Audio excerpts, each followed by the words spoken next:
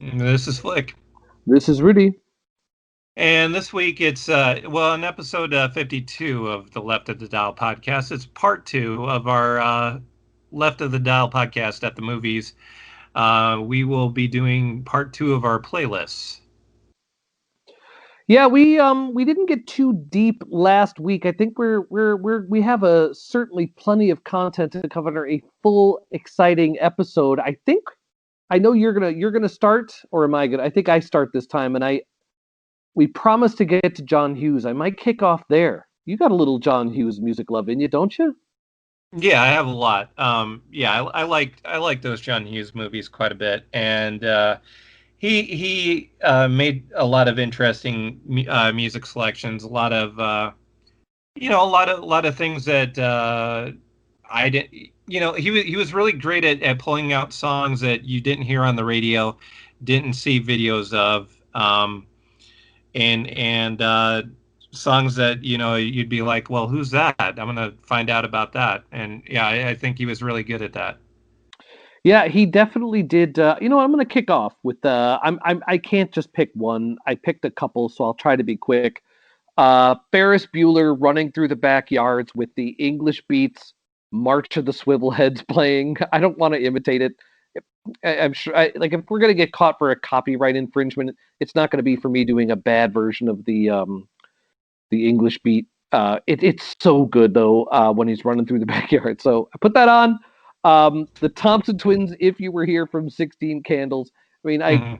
Yeah. the Thompson twins sort of get dissed a little bit, like they were just some sort of jokey 80s band. They really weren't. I thought they were pretty good. I thought especially their early Well, stuff was really good.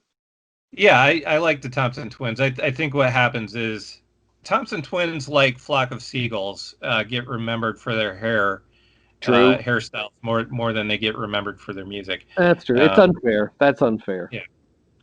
The Divinals Ring Me Up from 16 Candles is used to do a major story transition in the film. And I'm not a huge Divinals fan, but they brought their A game on that. And then, of course, look, if you Simple Minds were great before John Hughes got to them, and they were great after that. So I'm a Simple Minds fan in general. I'm a little on the bias side, but Don't You Forget About Me is spectacularly used in that movie. The video's great. The song is great. So I'm biased in its favor, but Mm. that music and that story are inextricably linked. I'm not a huge fan of the Breakfast Club. It's that is Gen X myth making at its worst. But boy, the soundtrack is great. At least, you know what? Actually, I'm going to take that back. That movie has one of the worst John Hughes soundtracks on it. It's got that crappy Wang Chung song on it. The only thing of value on it really is this Simple Mind song. So this is one of his few bad soundtracks, but it happens to have probably his best songs, I think. The best Well, John Hughes song has got to be "Don't You Forget About Me," doesn't it? it's up there. It's certainly up there. It's and I would say a lot less people would know that song. I'm gonna go out on a limb there. A Yeah, lot less people would know that song if not for that inclusion in the Breakfast Club soundtrack. yeah. Okay, so yeah, you might be right about the Breakfast Club soundtrack. It doesn't really stack up with the other ones. No, it's one of the weaker. The Some Kind of Wonderful soundtrack I thought was sort of trash too, but it did have one of the all-time great John Hughes discoveries. It's just not used in the movie very well. Is "I Go Crazy" by Flesh for Lulu? That's all time. I mean, "Long Live the New Flesh" by Flesh for Lulu is one of my great '80s. I know you don't have any guilty pleasures. You're a warrior monk. You're a Ronin on this, but I'm going to say that of all the John Hughes discoveries, "I Go Crazy" by Flesh for Lulu. That's peak John Hughes right there. Because She's Having a Baby soundtrack is terrible. And do Home Alone even have a soundtrack? Yeah, it does. It's It's not Christmas great music. though. Yeah, it's not great. So yeah, I'm gonna say peak John Hughes is Flesh for Lulu's "I Go Crazy" from Some Kind of Okay, Wonderful. Okay, I'm going to put this take out there. And by the way, since we're going down, the list here, um, Planes, Trains, and Automobiles has a sneaky good soundtrack on it. Yeah, I don't think many people realize how good that soundtrack is. and the And John Hughes or the John Candy mess around is is up there for well, music. and yeah, and you have Emmylou Harris doing "Back in Baby's Arms," Yeah, which, you know, um, I okay, bonus track because yeah, do it. I'm pretty sure you can't find this on Spotify. I have a couple of bonus tracks here, because these are things that you can't find on Spotify. I'll mention one of those in a moment, but Emmylou Harris, "Back in Baby's Arms," is one of the all-time memorable uses of music in a film. It's what's playing in the scene where where Steve Martin and John Candy wake up cuddling with each other, and it just it's just perfect with that song in the background. It's just such a funny scene. But I'm gonna put this take out there. How about Pretty in Pink as the best John Hughes soundtrack? Yeah, I mean, really, what is the competition? It's because Weird Science soundtrack is it's good. It's I don't know. I don't know. Yeah, Pretty in Pink. I will say I will say so Weird Science, just I don't want to sidebar on this too far, but uh, Too but late. but but Weird Science by Oingo Boingo would be one of those songs that was common in the 80s where you had a song that was expressly written for the purpose of being in the movie, because it even has the title right in it, and the idea is just to say the title of the movie as many times as you can to sell the movie. But that is like a really good one of those, like that's not a bad song, but Well, it is one of those. at it, the it end is there, because the Simple Minds is the same thing. It was written for the movie, where a lot of his Oh, other right. tracks weren't. Well, maybe it was. I mean, you wouldn't know because it doesn't say the Breakfast Club anywhere in the song. But there were those songs that were made for movies like Spies Like Us, like we've talked about a million times, where it's just got to say the The title of the problem. movie over and over and over again to sell the movie. But but in Oingo Boingo's case, even though it's just as shameful as the other ones, it is a listenable song. Yeah, I'm gonna have to give it to the Pretty in Pink soundtrack because the OMD song is pretty great. Well, you have that good OMD song. You have the title track. The Psychedelic Furs doing "Pretty in Pink." Nick Kershaw doing "Wouldn't It Be Good?" But what's not even on the album, you have one of I don't know one of my I want to say one of the best all time recordings ever made.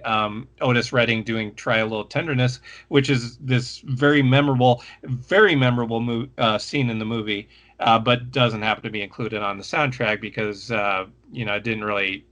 It was from a different genre than most of the new wavy type music here. Yeah, boy, he did put about as good a face on New Wave as you can. All Hmm. right, we may have exhausted our ability to talk further about John Hughes, but that might be our Well, limitation, not his. I'm not done. I'm not Oh, okay. done I bite my tongue. because I said there was another bonus track that I had coming up, and True enough. another excellent soundtrack I think is the Ferris Bueller soundtrack. And we talked about this pre-show. It's a song that is really really tough to track down. You cannot find this on Spotify. That's why I'm calling this a bonus track. The Flower Pot Men doing Beat City, which is in the scene in Ferris Bueller where Ferris has talked Cameron into using his dad's Ferrari, and they're driving it into Chicago um, from the suburbs, and that's the song playing, and I always love this song, and this is one of those things where um, you would hear it, in a John Hughes movie and then try to track it down. But that's a really tough song to track down. And so sometimes it would be something that not only could you not find, because I don't know if Ferris Bueller had an officially released soundtrack album, I but I think I wasn't. remember it. I mean, we can't let that moment go. If they did have a soundtrack, it wouldn't have had Twist and Shout. The parade scene in Ferris Bueller and that use of the Beatles Twist and Shout. I mean, again, I'm very pro John. I'm very biased in favor of John, but I mean, it's just God, that's good, and I think it recharted. Then I think you could actually buy. They reprinted even the 7-inch of it and stuff like that of Twist and Shout. That was reverent. It was good. It was really good. That's one of the best uses of music in a film, certainly by John Hughes. Okay, so yeah, I'm looking this up in on Discogs here, and yeah, all I'm finding is unofficial releases here. So I don't think there was an official Ferris Bueller's Day Off soundtrack album. That sucks. Yeah, so yeah, All right, well, it I don't. can't be then. It can't be on the list, but I get your point. The music in it was certainly it was top shelf. Yeah, it was. But yeah, it was. I don't suppose there was anything in there that was really made for the movie, which is probably why there wasn't a soundtrack album. But yeah, I mean, right down to Donka Shane by Wayne Newton. I don't know. It's all pretty good. Yep. Yeah, and of course, very memorable. I'm not the biggest fan of the band Yellow, but certainly that song, "Oh Yeah," fit it fit absolutely perfectly. And even though I don't know, it might sound dated to some, but it holds up to me. It works. It still works, I think. All right. I All think right, we both so go ahead. Sorry. no, go ahead. All you. No, go ahead because I was about to move on. But All so right. go on if you have a last thought here. You weren't I'm going to put Shane on the playlist and I don't mean it ironically. I actually think it's a good song. I'm not putting it on as a put on. Yeah. It's got to be there. I mean, I think it is somewhat ironically used in the film, you know, but I think it's still at any rate it works. So, Added. however ironic it might be, it works. Um, okay, so we talked about it, or I talked about it at the end of the last episode, where I think really the king, the godfather, the emperor of this genre, music and movies, popular music and movies, I should say. I think is Martin Scorsese. I think he's, I don't know. To me, he's like the great master American filmmaker, but also the master of using popular music in film. And I could do probably a 5 or 6 part episode of this 5 or 6 part thing, where we just talked about Martin Scorsese use of music in film. But for now, I'll just give. I have a couple of them here on this list, and we talked about title sequences, which I think are always a pivotal thing to me. A great title sequence really can suck you into the movie. So I think if you don't do that, it's a wasted opportunity, and you need to go back to the drawing board if you don't master this art and you're a filmmaker. Scorsese, I think, is it's something that he's always excelled at, and using great songs is a way that he does it. An early example of this is in his first, or not his first, I guess, studio film was Mean Streets, and the opening sequence uh, uses home movies tell it give the backstory of the main character, and it also, I think, contrasts. So it shows the main character Charlie and kind of his upbringing, and the home movies are of course very happy. You don't film like the dark moments in home movies. You're filming like the events, the celebrations, and so you see that, and I think it also contrasts really well with the rest of the movie, because the rest of the movie is not as cheery and not as celebratory. And the song choice here is "Being My Baby" by the Ronettes, which, one of all-time great songs, obviously, and I think it just all works really well, and one of the earliest examples of how great Scorsese was at this. He was never bad at it.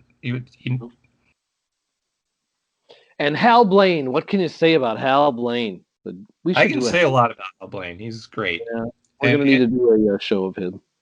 yeah, and yeah, I mean, if we're gonna get on the subject, "Be My Baby," the drumming that Hal Blaine does on "Be My Baby" is just some of my all-time favorite drumming on any track.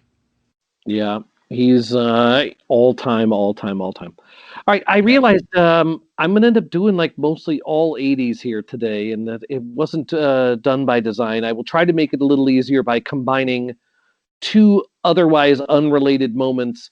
I'm gonna grab Frank Zappa's "Baby Snakes," and I'm gonna grab "Everybody Wants Some" by Van Halen from the movie Better Off Dead. Both both of these are turned into like stop motion Yeah. claymation animation sequences, and I have enjoyed them both. And I don't that's not an 80s thing, I guess, but like the Frank Zappa movie, I think the movie's called Baby Snakes. Um So so you're kind of doing a subgenre of a subgenre here, yeah, because it's it's claymation music used for stop motion animation sequences in in 80s films. movies, in 80s films. And they just happen to both be spectacular. I love the song "Baby Snakes" by Frank Zappa, with or without. Actually, the studio version from the album is the best of them. But I love Zappa in general. I like Baby Snakes in specific, and I love the animation. And I also Better Off Dead is not a classic. Um, Curtis Armstrong, who played Booger in Revenge of the Nerds, which we'll be getting to later. Uh, this When was you can name drop Curtis Armstrong, that says a lot. yeah. Better Off Dead could accurately be described as a Curtis Armstrong vehicle, and I would it's I the it has a strong cult following. I would not be in that cult, but it does have a strong cult following. yeah it I think Curtis Armstrong was a little typecast as a scumbag in that film, but the sequel. He had more range than the world will ever realize. You know what?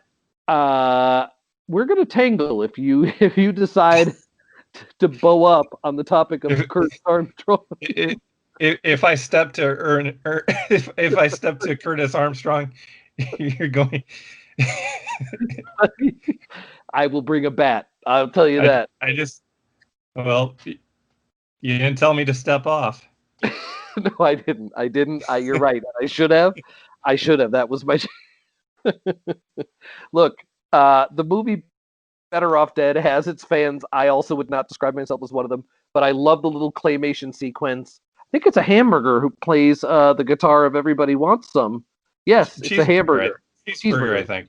Yes, yes. So anyway, if you don't like "Everybody Wants Some" by Van Halen, I don't. I mean, they're a little over the top, but "Everybody Wants Them" is I think prime Van Halen. Prime Van Halen. I think it's perfect all the way around. I'm It's gonna go with those it's pre-diver down. Well, I don't know. Fair Warning is where things kind of fell apart, but Yeah, I don't be blaspheming in this house.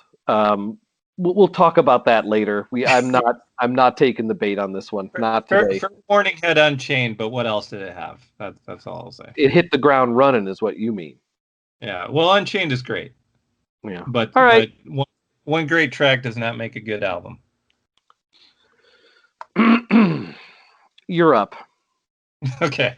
Um, all right. So my next one, I got bonus Scorsese here because, like I said, he's the best at this. I have just literally like maybe 100 examples of this. But one that I included on my list, Goodfellas, one of my absolute favorite movies. My favorite Scorsese movie. It really it depends on when you ask me. There are definitely times where you ask me what my favorite movie is, and I'm probably more likely to say Goodfellas than anything else. But it does sometimes change. Um, and Goodfellas has a million. I mean, not literally a million, obviously, but plenty of great examples of great use of music in Goodfellas. The one I included on my list, but there are so many good ones. Harry Nilsson doing "Jump into the Fire," which is of course late in the film, where the protagonist Henry Hill is really coked out, paranoid. He's getting run down by the FBI at this point, or the CIA. I don't actually recall. Um, and it's things are really reaching peak levels of panic. And Scorsese's use of "Jump into the Fire," I think, just really is the exclamation point on that.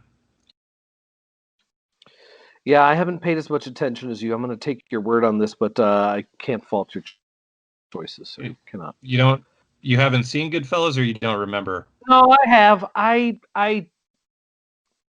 don't know. I know there's not an ironic use. That's not really ironic use of music too, because it's a lot of it is contemporaneous to the story, but just the way it's used, um, I think is. You're right. The way he does it. It's its own thing. It's its own Mhm. thing, and he does. I don't think of him as laying on ironic or smirk at all on any of it, but I think a No. lot of people see it that way. A lot of people see it that way. Uh, Yeah, well, I would definitely beg to differ, if they do. It's no, it's always very purposeful, and it's always done to give you further insight into the character mindset. You know, it's really it's I don't know, it's one of the big tools in Scorsese's tool belt for sure. yeah. Well, maybe we'll do a whole show on him. I mean, there's no reason we couldn't. Uh, I'm gonna stay 80s for a couple more here. I have might as well get it done. The movie Valley Girl is not a classic. It's not. I remember enjoying it in its time.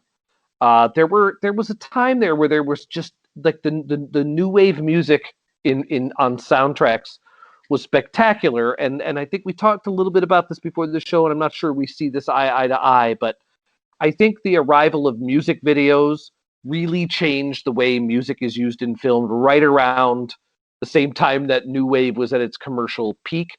Most of the videos, the early videos came from Britain anyway, and I think that had a lot to do with the popularity of new wave music, as so many of those videos were ready, and so those songs found their way into movies like Valley Girl, and I think really they were just sort of they were like an update on the idea of music video. It was using those songs the same way that music video did. And John Hughes, I don't know if you'd say he was guilty of it. He did a lot of that too, where he used music to frame portions of whole sections of his films like it was some sort of music video. So I can't say it's a great moment in cinema, any of the music per se, because the movie does kind of suck. It's a Nicolas Cage early performance. It's not great, but the soundtrack you just can't beat. And most of these are in the film in one form or another. Although I knew Josie Cotton's "Johnny Are You Queer" from the student radio station at Triton College in River Grove, Illinois. But the rest of the soundtrack is the Plimsolls' "Million Miles Away," "Angst in My Awesome. Pants" by Sparks. Yeah, I mean, Sparks, I'm a huge fan. Who Could It Be Now by Men at Work. Let me go to it. Let's see. Psychedelic Furs, Love My Way. Flirts, Don't Put Another Dime in the Jukebox. And then the one I really want to talk about for just a second, if I may, is I don't know if it's the best-selling record on 4AD. Probably not. I'm guessing that's Pump Up the Volume by Mars. Is I Melt With You by Modern English. And I realized that I Melt With You has just sort of become shorthand for like Gen X person of my age, like middle-aged white man. Like I don't think you can get much more middle-aged and white in your tastes than saying you like I Melt With You. But I Melt With You was not super popular in its time. It was kind of I know KRNA used to play it when we were growing up in Iowa. It was very occasional, very very occasional. It was not like a huge Uh, hit. It was on uh, MTV more than the radio. I might have to beg to differ with you. I remember hearing that song a lot. Well, it was a great song. It still is a great song. I know they re-released another version of it in the 80s, a re-record without the funky drum break or the little the drum end of the break. But I love I Melt With You, and it's it's never been beaten. I think in terms of a song that can just be played over and over and over and over and over without being exhausting on the ear, I can't think of anything better than that. And that is a feature of movies now that everybody owns their favorite movies. Like if I ask you your top 10 favorite movies, how many times you've watched them, that's also the same number of times you've listened to these songs. You know what I mean? The people who do the music direction for these films and build these soundtracks, like that's a real skill. And I also think it's one of those things that like an algorithm could never do. And whoever had the ear back then and tucked this one in there, I just think they did an excellent job. So Valley Girl, I can't recommend the film, but I can recommend the soundtrack. You just can't fade it. And it is all just poser music video stuff in the movies, but that matters back then. And New Wave was great, and this soundtrack is great. And I think nothing better than I Melt With You, but tons of great stuff on it. Well, I feel like I should have seen Valley Girl in order to to either agree or disagree, since that was so. I mean, it's still there, man. You could go listen, you could go watch it, but I think you're gonna just be like, "Wow, what am I doing?" It's Yeah, it's 90 minutes you can't get back. well, if I'd have known, I would have done that as a homework assignment. But I have not seen the film, so I cannot defend or contradict anything you have said about the film. But the soundtrack, I do know the music. So yeah, I mean the Plimsolls I love, great, and yeah, you're right. I Melt With You is like all time ear candy. Yeah, it's and they weren't a great band. Modern, there were some other good songs on that album. I think After the Snow, that's a good album, but and they had a couple other things here and there, but nothing ever to top that. So hooray! I'm glad you like them too. I would have we would have had some issues if you didn't like that. I Melt With You, but crisis averted. Right. Okay. All right. So another filmmaker, and there are a few that I feel like I could do full episodes on with this topic. Wes Anderson, who has made a lot of very obscure songs very popular in his time as a filmmaker, and they're all very good choices. So I certainly have no complaints about that. But there are a lot of songs that I'm sure a lot of songs that many people really like right now that they never had heard and never would have heard if not for seeing them in Wes Anderson films. Um, so I have many examples, and maybe we'll delve into it deeper at some point. But on this list, I just have one of those, and it's from the movie The Royal Tenenbaums. I should say that there might be another one before this list is done, but so far just one. Um, the Royal Tenenbaums, which is about this very dysfunctional family, his third film, and the song that I chose was "Everyone" by Van Morrison, which is the last song that you hear in the film, and it's the the ending where In Wes Anderson movies have very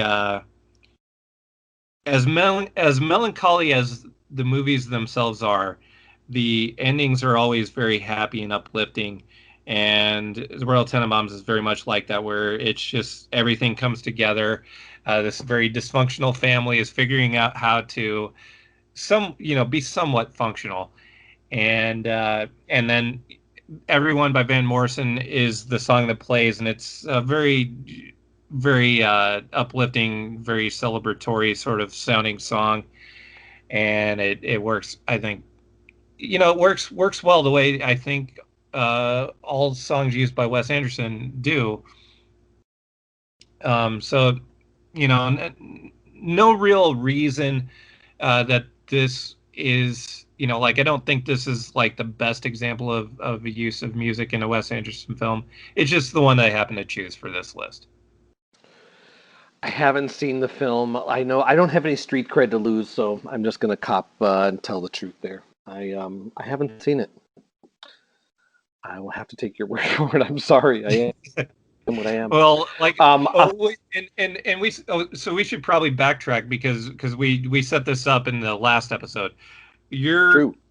you're almost what I would call anti-film. Like you really don't. This is not a way that you Yeah. spend your time, No. and not something you probably get upset watching movies more than you are happy watching Yeah, movies. I've never watched anything on Netflix. I've never had HBO. I don't. I haven't owned a TV in years. I don't. I don't like any of it. Yeah, whereas I am also, I would say, a tough critic, but I absolutely love what I love. Um, and it's a small percentage of the movies that are made that I really love. But when I love something, or when I like something, it's love. There isn't much in between with film. Like I don't get much enjoyment out of a so-so movie. If but when a movie does kind of meet my expectations of what the what a film can be, then I absolutely love it, and that reward is enough to keep me going, even though I can get very upset if I don't like a movie very much. Mm, yeah, I don't know. I haven't. I only go to the movies for social reasons, like if everybody else is going, or they're like around holidays when the family's little. If you go see a movie. I don't know. I don't even enjoy the theater experience at this point. I used to enjoy all of that stuff. I don't know. I'm an old curmudgeon. That's how it happened. You know what? I'm not trying to just do a totally chintz segue here, But but but but I do want to point out that you've been that way as long as I've known you. So oh, you're an old I curmudgeon was when you're yeah, I pretty never young. was young. I was never young.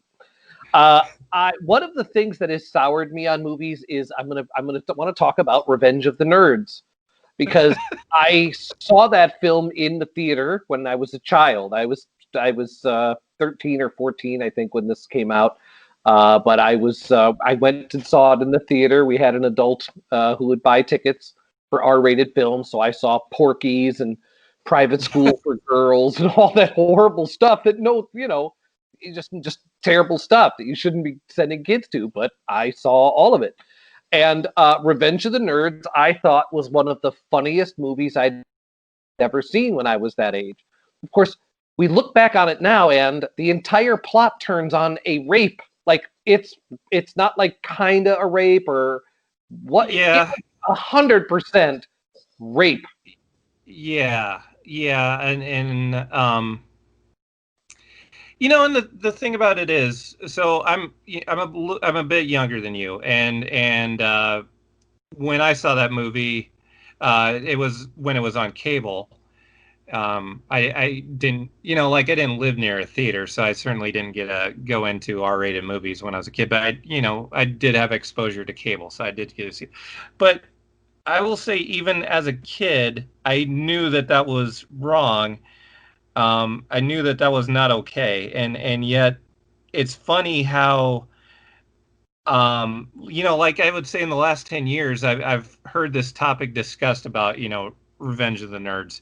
But Yeah. I would say until the last 10 years, nobody really thought much of it. It would seem.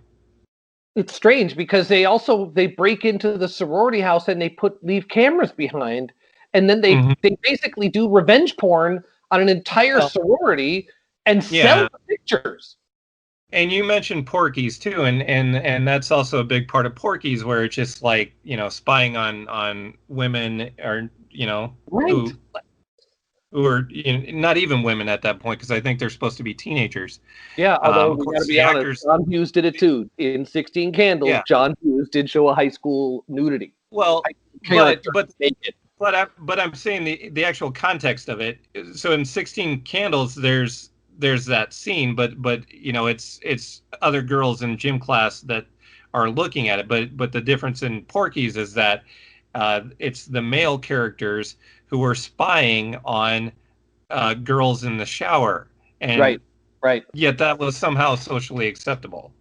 But this is a serious thing because uh, it feels like there's enough backlash now against the concept of social justice and what's generally associated with being woke. Like that is now all becoming kind of a reactionary punchline. And I'm not necessarily making excuses for the excesses of a social justice movement, but the what those social justice movements exist to address are far more excessive. Like for that, I realize the word normalizing has become a very weaponized word, but there are times where that's 100% appropriate, and that is in the way that these films normalize things that are entirely inappropriate and criminal and Well, destructive of individuals and whole societies. so this is in no way to excuse it, because I don't want to excuse it. Uh, when you think back to the 80s, though, and there are a lot of things in the 80s that were um, wrong, whether it's just from being, sexist, racist. Certainly, there was plenty of greed that was normalized in the 80s. The 80s were just like this decade of horrible excess, where nobody really wanted to. I don't know. Nobody really wanted to say anything about it. It seems, but there are an awful lot of things about the '80s I think are completely wrong. Whether it's from on the moral aspect of things, or whether it's just on when whether you just want to talk about trends and things like that. A lot of things about the '80s I think just generally sucked. Yeah, I agree. I don't have 80s nostalgia really. I mean, like I don't. I listen to a lot of music from then, but I don't think that's nostalgia for the music that was popular when I was young. It could have been at any time. I mean, everybody goes through that. I only go through all of this because I I feel that the ending of the first movie. I know it's part of the other. I think number two uses the same, but they end the movie like the entire culmination of the story. The reason the way they get their revenge for their mistreatment, which is interesting, that they go on literally a rape and property damage spree. Like they literally go wilding, and that's the actual Revenge of the Nerds. But I look at it that way now. But at the end, the entire story is resolved when they put a band together and play their song. Now, how many hundreds of movies or TV shows have that as a plot device? Where it's like the characters on the show are going to form a band and get together, and they're all going to play a song at the for the last 3 minutes. All that music's terrible except for the song written for Revenge of the Nerds climax. It's called They're So Incredible. It's just the instrumental that Lamar comes out and does the rap to. It's spectacular. It's the only time where characters in a movie actually get up and play a song. You're like, that was like, it's, they were trying to make it look like a bunch of nerds made a record that sounded cool and or interesting, and they managed to actually back it up with an 80s song that is at least interesting. It's not cool. So I have I'm ashamed that I know it, but I do know it, and it did happen, and they're so incredible by the group Revenge on the Revenge of the Nerds soundtrack. It is one of the most effective uses of music in film because that is it's like a trope, it's a cliche to have the characters all get together and make music, and it's like synonymous with ear torture. All those horrible songs that the from the Brady Bunch soundtrack or any of those TV show bands, like you got one that finally pays off. It's worth the mention, but the film is not. It's not worth watching the film. You can just go on Spotify. We put it on the playlist, so you can go there. Don't watch the film. Don't support that stuff. I'm not supporting that stuff either. I would just say the song itself. Well, at least know what's going to happen going in. I would say at least be armed. I would hope nobody's streaming that. I would hope there's no place where you can still go. You have to own an old DVD. Yeah, I mean, not to sidebar on this, but on the spectrum, I don't even know if Revenge of the Nerds would be one of the worst offenders in that category because I mean, Porky's as we mentioned, Yeah.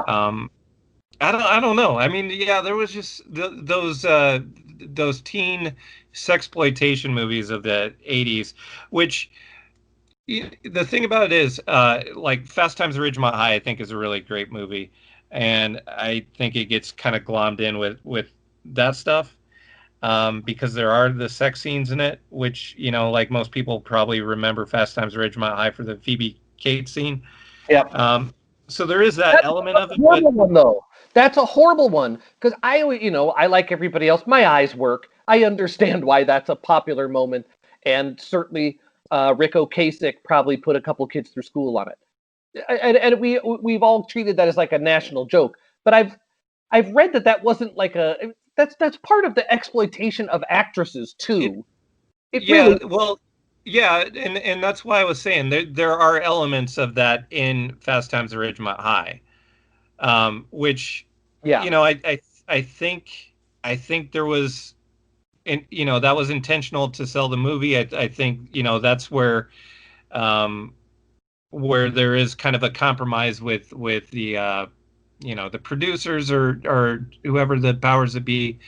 I think they're trying to sell the movie, and so they're so I would say Fast Times at Ridgemont High is somewhat compromised in those ways, but it otherwise I think is a good movie. And unfortunately, I think it gets classified in a genre that it doesn't really belong because it's not the same as Porky's and it's not the same as Revenge of the Nerds or Spring Break or Hard Bodies or things like that. Oh, act It's like you not. don't know. Uh, uh, I mentioned this only because look, I don't want to start some generational shit here, but we've already sidebarred, and so we got to do it.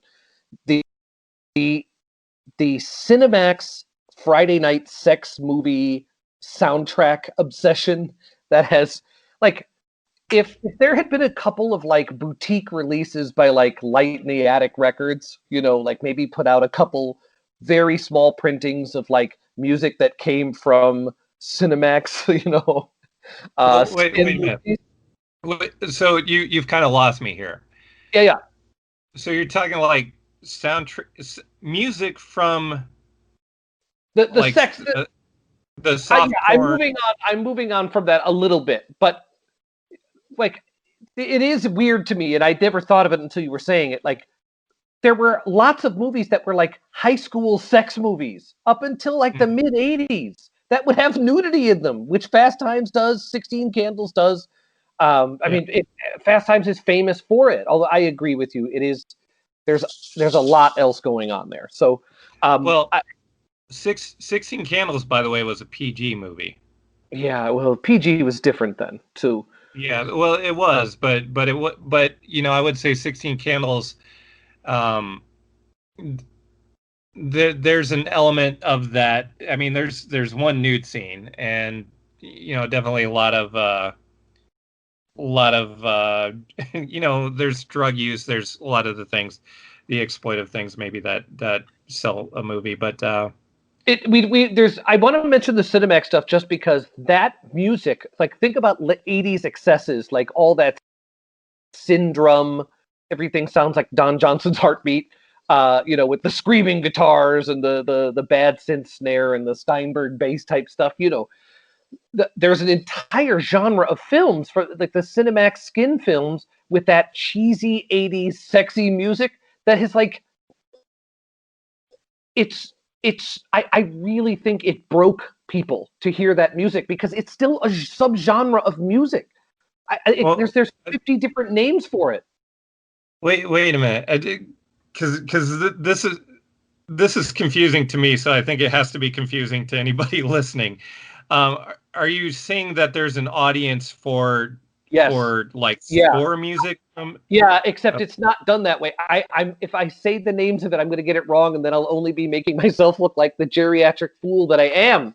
But like, I think almost all the chill wave stuff for sure is just like Stevie Starlight. I don't know if you know Stevie Starlight. Like stuff like that No. is all just like, or even Andrew WK. I think is like someone who took this subgenre of a subgenre, which is like chintzy 80s movie soundtracks, like bad movie soundtracks, and make an entire functioning music genre out of it is something I don't understand. I don't have a frame of reference for it. I cannot Okay. relate. Well, I know who Andrew WK is, but the rest of what you just said was kind of foreign to me. No. They're calling there's a whole genre of it from Japan too, although it's different. I think it's called like city music. There's some great compilations of it from Light in the Attic Records, who are a great Twitter follow as well. But like that literally generic 80s music stuff that could have been like in a music bed package at a radio station in like that's another genre of music that is still like selling records, is people trying to imitate old commercial radio packages and stuff, that just generic 80s synth stuff. It's embarrassing that has lived on as a genre. I think the movies themselves have like warped people's brains. Cinemax, like this literally Cinemax Friday Night, I think has permanently ruined like an entire decade's music. I'm not asking you to agree because I understand that these subgenres are not front and center for you. But Yeah. I'm gonna find some chill wave playlists, and you know what we're gonna do? I'm Oh gonna do. no. We're gonna see how many listens they have, and then I'm gonna be proven Oh. right. How meta, how perfect. Carry on. It's your turn. All right. Yeah, this is really not the way I want. This is not a productive use of time. Yes. Not talking about your discussion of this, but if we explore this further, I feel like All right, I'll let life it is. go. I I'm feel gonna let like it life. go. All right, I'll let it go. Okay. All right. So my next selection is a case where the music is the basis of the film. So it is a musical, and started off as a play, a musical on not on Broadway, but I guess off Broadway. Hedwig and the Angry Inch, which if you've seen this, you know what the Angry Inch is referring to, and if you don't, I don't know that I'm really going to explain it here. But anyway, the music from the movie and the play is very good. Hedwig and the Angry Inch is the name of the band in the movie, and they're kind of a glam rock outfit. Hedwig is the main character and the lead singer, and I don't know, is transgender the correct term for this? Sure. I'm not sure. Okay. Yeah, so I think the transgender lead of the band, Hedwig and the Angry Inch. The music is very much like updated glam music, and I think very well done. The opening track I think is great. The song that I selected here is actually "Wicked Little Town," which is there's Hedwig and then Tommy Genosis, who like took the music and then became like the big pop star with it. So there's this contrast between Hedwig, who's in this glam rock band, and then Tommy Genosis, who becomes like this big famous pop star with basically the same song. I have the Hedwig version of the song, like "Wicked Little Town," but yeah, great music throughout. Great updated glam rock on the soundtrack. I'm going to cheat for my next one, and I'm going to. I'm just picking it because it's just such a great song, I think, and I'm not as big a fan of the movie Kids. I don't know if the movie Kids can be called a great moment in music necessarily, uh, but Natural One by Folk Implosion. It's not on Spotify, so I put a cover from Shearwater of it up instead. But come on, Folk Implosion, come on! I don't. Who decides this stuff? Why can't I listen to the regular Natural One? It's lowering my quality of life considerably. Even I the think this was just an excuse. This was yeah, just an excuse to make this plea. it is. But I don't know if it ranks as one of the greatest moments in music cinema, but it's one of the greatest songs written for a soundtrack ever. And it's to my best of my knowledge, it has never been on the streaming services, which means the amazing remixes by Uncle are not on either. And it's a travesty, and it's time it stopped. So yeah, if I use my turn for that, at least it wasn't another '80s movie. Right, but yeah, it's a movie that you haven't seen, but but a thinly veiled reason to make that plea to Yes, Spotify yes. or Folk Implosion. Folk Implosion. Lou Barlow, and the gang.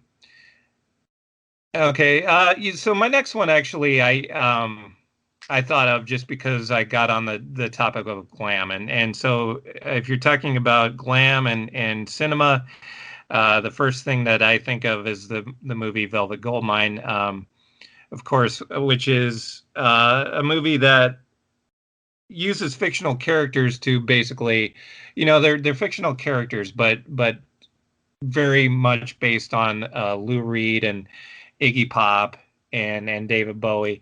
Um, so a movie that is very much about that period of glam rock, although these are fictionalized versions of those uh, musicians, and there there is some original music in that movie, as well as just a moment ago I was talking about Hedwig and the Angry Inch, but a lot of great uses of pre-existing music, and the opening sequence, which I like a lot. Um, but mainly I like that opening sequence because it used the use of Brian Eno's "Needles in the Camel's Eye," my favorite song by Brian Eno, and a song that I can't pass up the opportunity to put on my list. So that's what I'm going to do right here. Yeah, we might need to do a Brian Eno show one day. His catalog is a little tough to start with, other than once you get beyond the obvious, it can be a tough catalog to get into. It took me a long time. Not to say that I'm a You're talking master of it. about the ambient stuff, right? Yeah, but yeah, yeah, mostly. All right, I'm gonna do. Again, this is not as thin an excuse. I think there's merit to it. We can't link to video. I'll put a link to the video in the playlist, but it won't be a live link. A band called the Greenskeepers made a song called "Lotion." It is it is it's absolutely spectacular. It is the Greenskeepers are not a band that I have ever heard from, and I don't think they have anything actually to do with the movie Silence of the Lambs. But their song "Lotion" is literally just based on the character Buffalo Bill and recitation of the lines about putting the lotion on the skin. So it's not from the movie, and the song is spectacular. But in order to stay true to the theme here, I want to sort of do the maybe it's flip.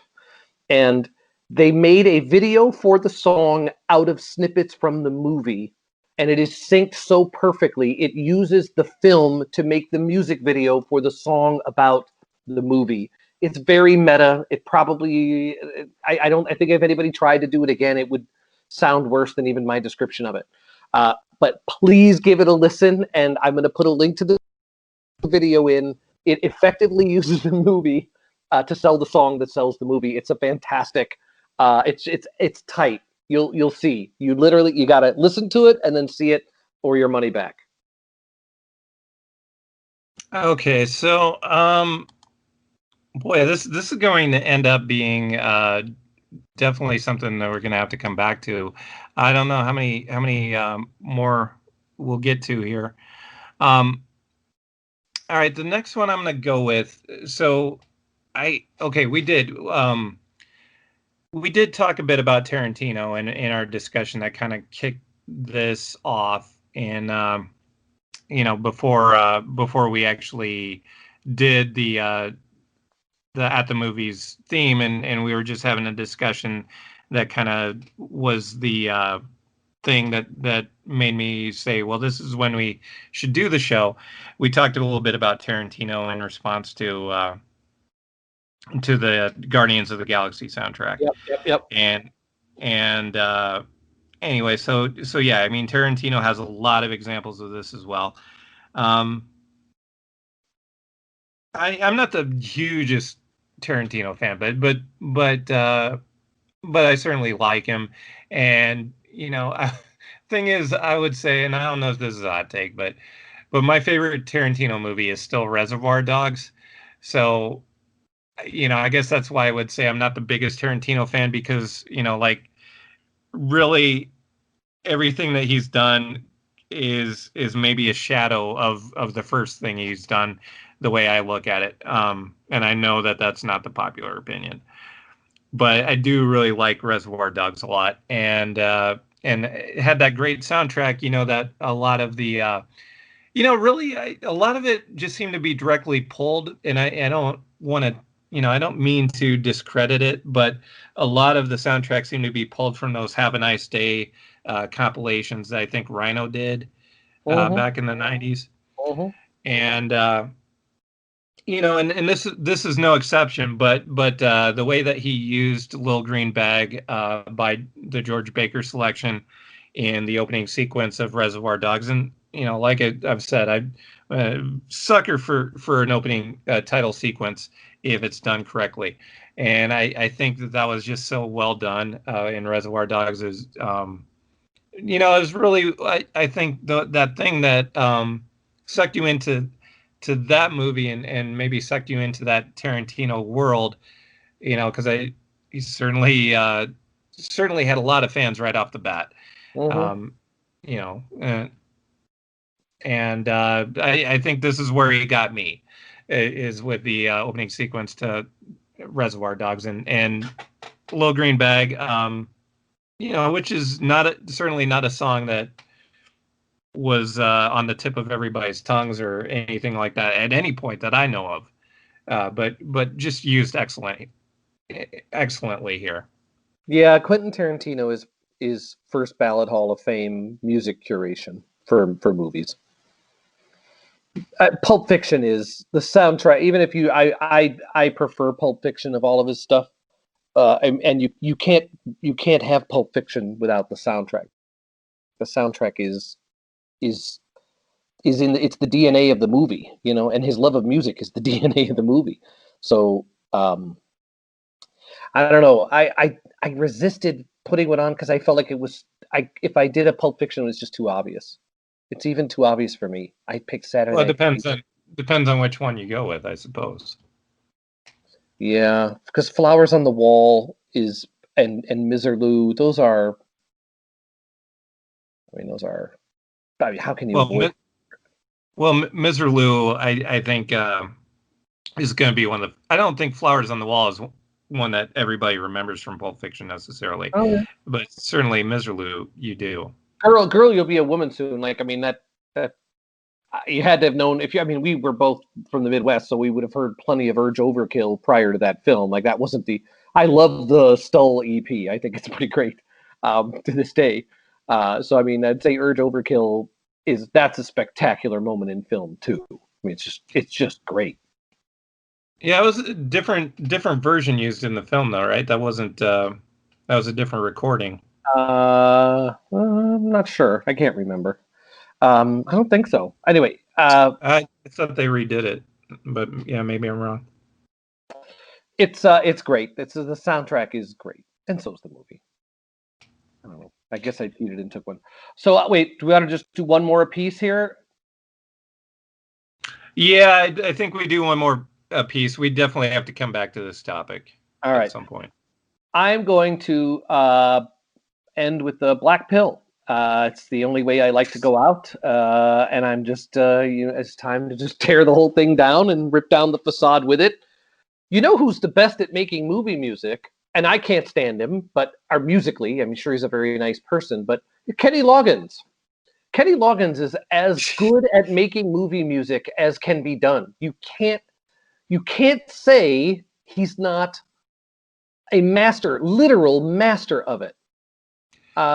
Top Gun to me is an insufferable film and is made even more insufferable by the music. But it would have been insufferable if Beethoven had scored it. So I can't necessarily diss him entirely over Top Gun, but I mean, Danger Zone is one of the worst songs ever, and it's perfect. You know what I mean? Like it's terrible. So anyway, I don't think we can be true to this topic. So so what you're giving credit for because you're kind of doing it covertly, but what you're saying is he's great at creating cheese for cheesy movies. Yeah, but like I really think I think Top Gun is just military recruitment propaganda, right? Like it's just a giant ad for joining the military. And I have people in my family in the military, and my dad is a Vietnam veteran, my grandpa World War II. So I'm not meaning this in an anti-military way, but I just find the use of the commercial films in that way. I just when you're reaching young people, it is a very, very powerful thing, and the music is really, really powerful in that context. So, like, I know he's Kenny Loggins gets a little bit of a reaction video smirk here and there, but like, Top Gun's kind of I don't know. I just think of it as ugly, but you can't deny he is a master of the original soundtrack song. And so I'm going to I'm going to try to face the parts my shadow as Jung. I've been watching a little Jimmy Dore lately, and I loved his video on Carl Jung and your shadow self. And don't have a shadow self. Don't deny what you feel within. And I respect Kenny Loggins' ability to write songs that add meaning to music, and I like "I'm All Right" from Caddyshack. All And right. I can't come on. Caddyshack is it's it's a fantastic movie, and I'm all Well, right. yeah, yeah. Caddyshack's a classic. If you're going to take a Kenny Loggins song, I would go with that because, in my opinion, that's the best movie that he's associated with. Yeah, Um, I know, I know there are an awful lot of Footloose fans out there, but that's not so much over the my. top fans. I mean, don't forget over the top. That He fantastic. did a song for Over the Top. Yes, he did. I think the song is actually called "Over the Top." If I find that Well, there's a song called that "Over the was Top," going to be my follow-up question. yeah, I'm gonna have a look here. Let's see. But anyway, you're up. Okay, I'm going to try to squeeze in a couple more. I All don't right. mean to ruin your black pill thing, uh, Oh, but I do have a couple more because we haven't even gotten through like my favorite filmmakers here. So I'm gonna try to get you know I'm gonna try to get closer to that because there's a couple of filmmakers that I mean there are more than a couple here that I really would love to mention at least once, you can but do we a have to. power round if you want to. If you want to ride it to glory here, you Yeah, go ahead. I don't want to do a speed round of this though. So I'm gonna I want to get in two more, and then we'll just have to come back to this. All right. But another filmmaker that I think is absolutely excellent at this is Edgar Wright. Edgar Wright, if you don't know, he was the director for Shaun of the Dead, Hot Fuzz, and those movies. And more recently, Baby Driver.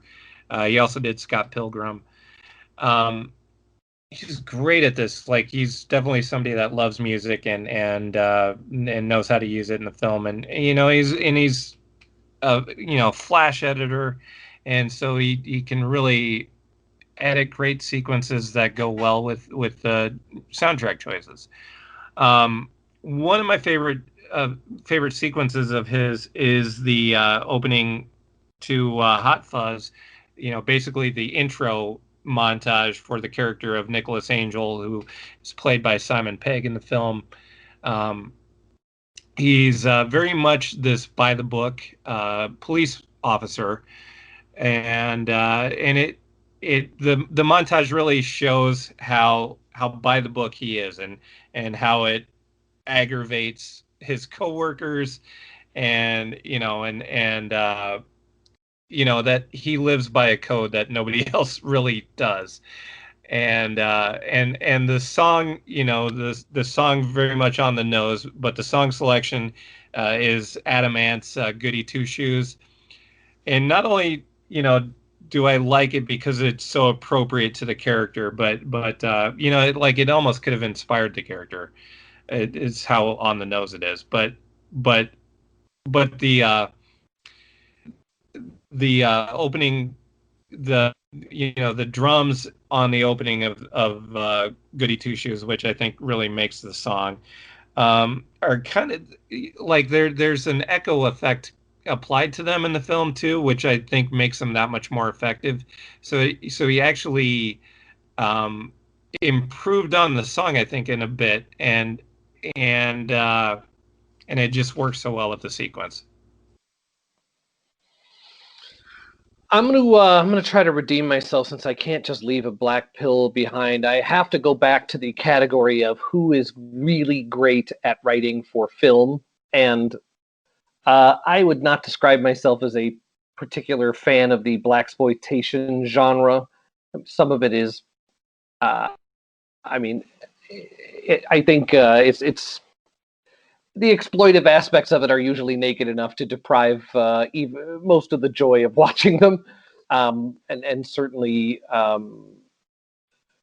it's again I understand why there are folks who love those genres and they are entertaining, but I want to make a case that the album Superfly by Curtis Mayfield is uh, significantly better than the film, and is, even though I would say its use is fantastic, and he really did. That's one of the things. I mean, Curtis Mayfield, I think, wrote for what he hoped that movie was.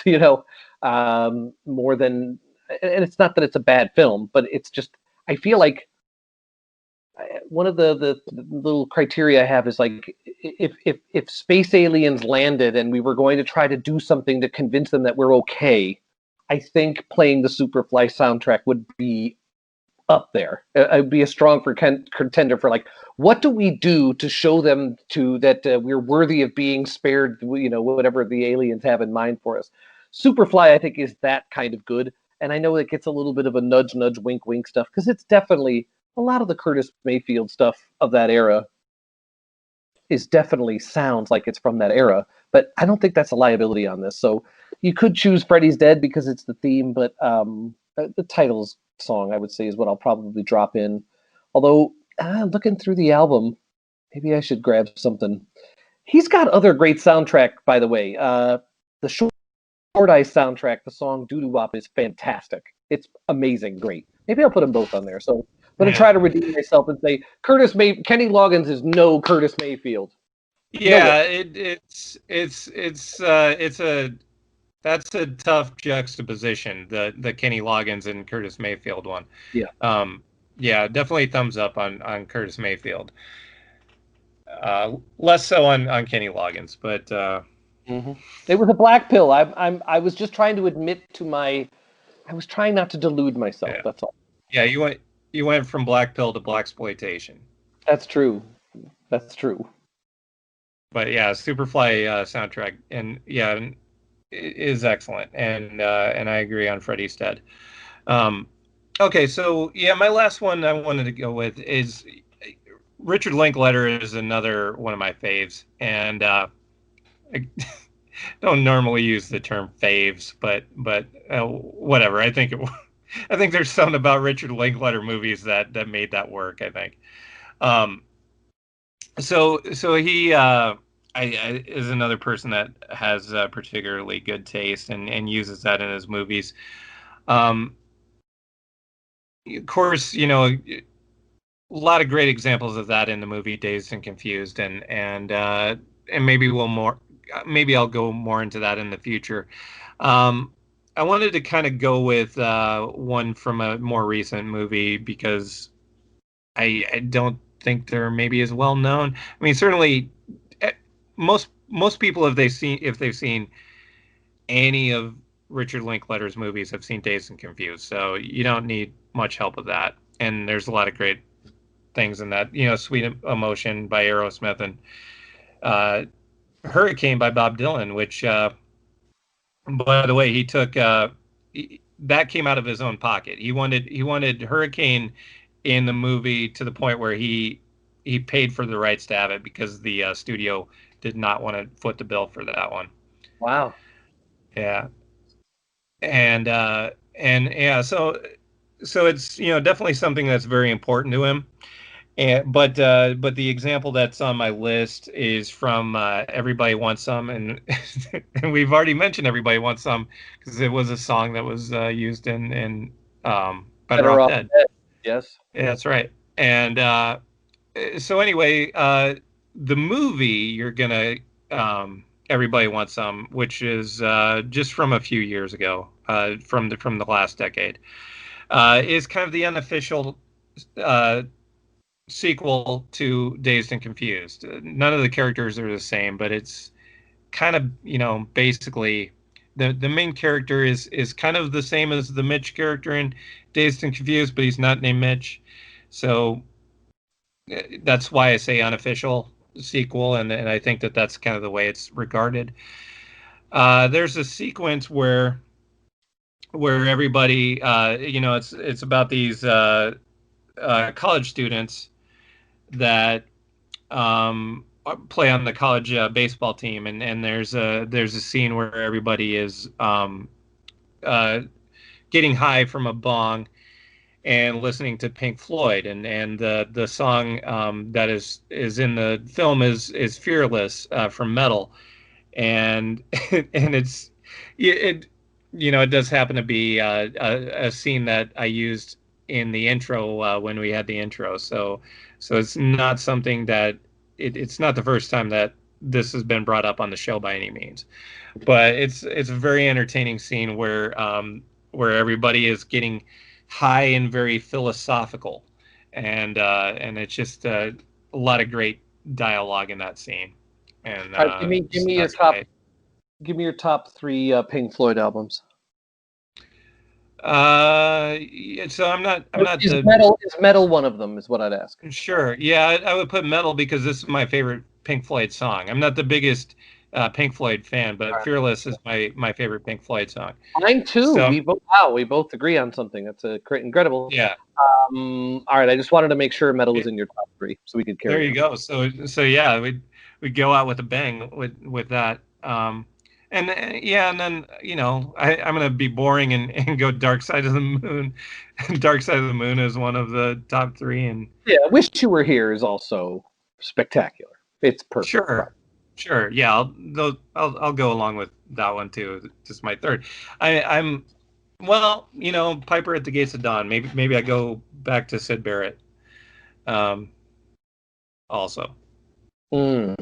but I'm not. I I don't think am we have by a Pink Floyd show in us. But yeah, I definitely have to say I'm by no means the authority on Pink Floyd, so I'm not going to say that these are the Pink Floyd albums that you should be listening to. Mm. Uh, I'm just going to say that All right, well, let's see. I don't want to blow it, but I kind of want to know what your favorite Sid Barrett song is. Well, see, I'm gonna be boring again. See, Emily Play is probably my favorite. Even inclusive of the solo stuff. Yeah, yeah. I mean Uh, that. I okay. really like that. I really like that song a lot. So I'm It's just gonna be I was defendable. gonna give Very, the very. boring answers. I'm going to give the boring answers because it's not as personal to me. Yeah, the correct answer was Gigolo Want. All right. That's a good one. That we have mission accomplished, in the words of W. Um, we were able to get two full energetic shows out of one topic, but we did not exhaust the topic. I think we're going to have to come back and maybe do some director specific stuff, or at Yeah, least take another run at it. I honestly feel like we're not even halfway through this topic. But so I do have a playlist with a few more tracks that I'll probably talk about at a future date. So there are going to be some spoilers there if you go to the Spotify list. We should mention our email. If you want to drop us a line and send us an email, do it old school. That is how one should do it. Is old school. That's right. Kick it old school and send us an email at leftofthedialpod@gmail.com. We don't promise we will immediately reply, but we do promise we will reply. Yeah, I That mean, well, hopefully you send us something so great that we want to talk about it on the show, because we will yeah, we I'm will down talk with that. about it if you send us something that I think is yeah, just send us an email. Just kick it old school and send us an email. Indeed, we haven't. We don't know exactly what we'll be coming with next week. Maybe hit us up. Hit us up. We'll see. Or we do know what. We don't know exactly what will come next week. I don't know if we will get anything in time to make it a topic, but you never know. We'll give it a try. Yeah, we always have something. We will see you then. See you next week.